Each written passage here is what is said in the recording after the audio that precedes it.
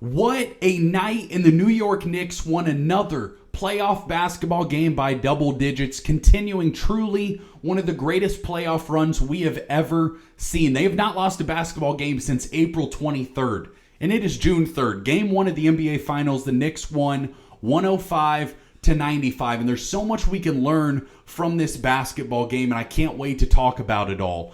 There was so much conversation about the Knicks having an easy run through the Eastern Conference to make the NBA Finals. Well, if you have an easy run, you know what you need to do? Curb stomp the competition. And that is what the Knicks have done in the last few series. And a lot of people thought coming into the NBA Finals, they're playing against the Spurs, it would be a different level. They wouldn't be ready for it. Well, the way they played tonight, their physicality, their defense, their clutch play in the fourth quarter, all of that was highly impressive and tells us a lot about this series going forward. Now, remember, do not overreact to game ones.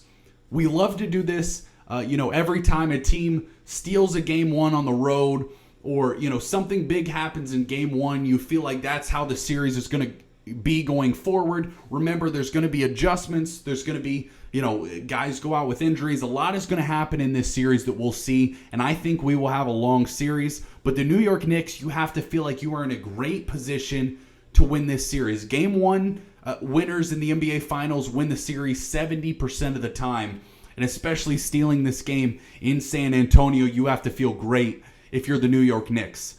Let me start with this. I am so impressed by Jalen Brunson. His ability to go down with the injury, with the knee injury, I believe it was the end of the first quarter, when his teammate fell on his knee, or his teammate pushed the Spurs player who fell on his knee, and he went to the locker room.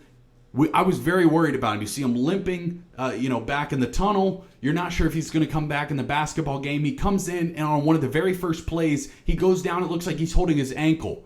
And as every great basketball player who's a tough competitor finds a way to be able to do, they stand up, they retie their shoes, they tighten their shoestrings, and they get back on the court and they compete at a high level. And Jalen Brunson went on some massive runs in this game, including the fourth quarter. And the thing about Jalen Brunson that's so impressive is he gets stronger as the game goes on. And it's why when you're in a clutch situation, there's no one in the NBA I would rather have than Jalen Brunson. He's like a running back almost. Derrick Henry, if you watch the NFL, for years it feels like he gets stronger as the game goes on. As everyone else on the field is getting tired, worn down, Derrick Henry is able to excel at the highest level. Whether that's his conditioning, his strength, his mindset, Jalen Brunson has the exact same thing. Where when it matters most, he's able to dig deep and find a way to compete at the very highest level. And I was so impressed by Brunson. Even though he didn't shoot the greatest percentage tonight, he was 12 of 31 from the field. In the fourth quarter, he was really, really good. Finished the game with 30 points, and it was a game where the scoring wasn't very high. It was tough to get good looks. So grinding out those shots, making big buckets, and he hit the dagger mid-range. That was an unbelievable shot to really ice this basketball game. I just could not have been more impressed with what I saw from the New York Knicks superstar, Jalen Brunson, a guy who's been criticized for being too small, criticized many times in his career for inability to play defense or being a ball hog, anything like that. None of that applied tonight because defensively, I thought Jalen Brunson did some nice things, and offensively, he was unbelievable, even though he shot a low percentage. But there's so much more to talk about in this basketball game than Jalen Brunson. Karl-Anthony Towns, I thought, really kept them alive for stretches of this basketball game when Brunson went down with that injury. When, other guys were struggling from the field. And Karl-Anthony Towns creates a really unique matchup for Victor Wembanyama, who's the San Antonio Spurs cheat code that Chet Holmgren wasn't able to exploit because it felt like he shrunk. Karl-Anthony Towns did not do that tonight. He finished the game with 18 points and 12 rebounds, but he creates a very unique matchup for Wemby. And we're going to talk about Wemby a little later in the video because I was really disappointed in some of his shot selection. But Karl-Anthony Towns, his ability to be strong on the defensive end of the court, to box out Victor Wembanyama and really make it tough on him, make him settle for tough jump shots, mid-range shots. And on the offensive end of the court, Cat was able to drive by him at times. He's able to shoot the three ball even though he didn't hit any tonight. He's able to stretch the floor, and Wemby can't just leave him out on the perimeter.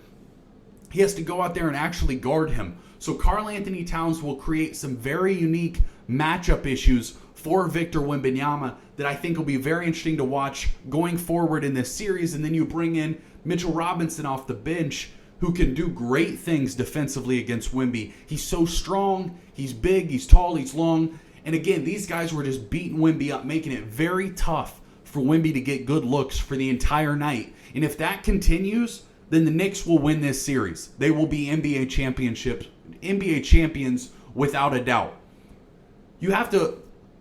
So to start this game out, Brunson started hot. He had a three-pointer off the rip. The Knicks looked like they were playing good basketball. The Spurs go on a 20-3 run kind of in that first quarter, and you're feeling really good. Julian Champagnie hit 5 3-pointers in the first half. He was really hot. Dylan Harper came in. He had 10 points in the first quarter, brought a lot of energy in, and Jalen Brunson goes down with that injury. And if you're a Knicks fan, you're starting to feel like this is the first time we've been to the finals since 1999. And in game one, our superstar goes down with an injury. Well, we know he valiantly came back in and played great. But again, there was so much more to this Knicks team that was really impressive. You look at a guy like Josh Hart, who only had 3 points, but he had 15 rebounds, 6 assists, 4 steals, and was a game best plus 22 and plus minus. He is just a winning basketball player. And if you remember the video of when Jalen Brunson found out that Josh Hart was coming to the New York Knicks, that they had made the acquisition for him, how excited he was. He knows that Josh Hart is a player that's going to do all the little things to make sure his team wins a series. And there's so many times that you watch basketball games in the regular season or teams that aren't great, and you see players on the court that aren't giving that little bit of extra effort, making winning basketball plays, diving on the floor, contesting shots with everything they got, jumping for rebounds, boxing out. Josh Hart does all of those things at an elite level, and even though he's not a top scorer in the NBA, he is great at everything else, and I would have Josh Hart on my basketball team any day. He was incredible tonight, and you just had so many guys step up for the Knicks. Again, Landry Shamet, a guy who it just feels like is made to hit the big shot. He had 3 3-pointers tonight, and he's a guy that feels like a sniper. If you leave the guy open, he's going to hit the shot. Mikal Bridges, 9 points, didn't do a ton. OG Anunoby gave you 17 on 3 3-pointers.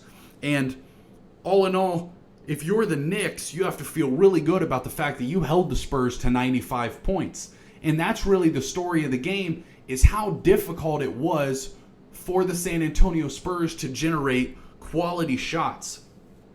And what we've kind of seen throughout the playoffs, and it's maybe been a little under-discussed because of how good Wemby has been in stretches, if his 3-ball is not falling, there are times that it looks very difficult for him to get good shots or generate good offense for that Spurs team. And tonight, he shot 6 of 21 from the field, 2 of 9 from 3, and what really disappointed me was the shot selection. So many times he was taking some of the most difficult shots you're going to see a 7'5" guy ever take. His superpower is the fact that you are 7'4", 7'5", you're long, you're athletic. You know where that doesn't come into play as much? When you're firing 30-foot 3-pointers. You're not really using anything to your advantage because short guys, Steph Curry, Damian Lillard, shooters can shoot from 30 feet and get open looks. Where you create your mismatch, Victor Wembanyama, is if you're able to get the ball in the paint and generate, little hook shots, dunking over top of players. But because the Knicks are so strong, they were able to keep him out of the paint. And when he would back down, he had a terrible turnover at the end of this basketball game that really ended it. But all in all, those shots, a lot of bad shots from Victor Wembanyama. And if they aren't able to find an answer for that going forward in this series, being able to get him to the elbow to where he can work from there in, rather than starting from the 3-point line and trying to ISO and trying to out-physical Karl-Anthony Towns or out-physical Mitchell Robinson and run through those guys, the Spurs aren't going to be able to generate a lot of points like they weren't tonight. And more so, if their other, point guard, all-star, De'Aaron Fox, is as bad as he was tonight, they're going to be in a tough spot. He's 3 of 13, and Wemby is 6 of 21. So for the game, those two guys are 9 of 34. That is not going to work. The New York Knicks will absolutely win the NBA Finals if that continues. Now, again, we got to remember that there will be adjustments. We'll see what Mitch Johnson is able to draw up, if Popovich is helping out, anything like that. How will they be able to, maybe get switches to where Wemby's able to get guarded by a smaller player, that he is able to get into the paint and not allow Karl-Anthony Towns or Mitchell Robinson to keep him out of that restricted area. But they just have to find a way to do that, whether it's running the floor and transition a little bit more, or, whatever they're able to do. They have to find a way to create some mismatches, because right now, those tough mid-range shots, Wemby is good at them for a 7'5" player, but it is not a consistent form of offense. And that's why, I do praise Wemby. I think everyone has to. He's done some really impressive things. But his offense is not fully developed, and his strength is not fully developed to where we think it'll be in 4, 5, 6 years. And that's really where he could use some work. You look at the rest of the Spurs team. Dylan Harper was unbelievable in this basketball game.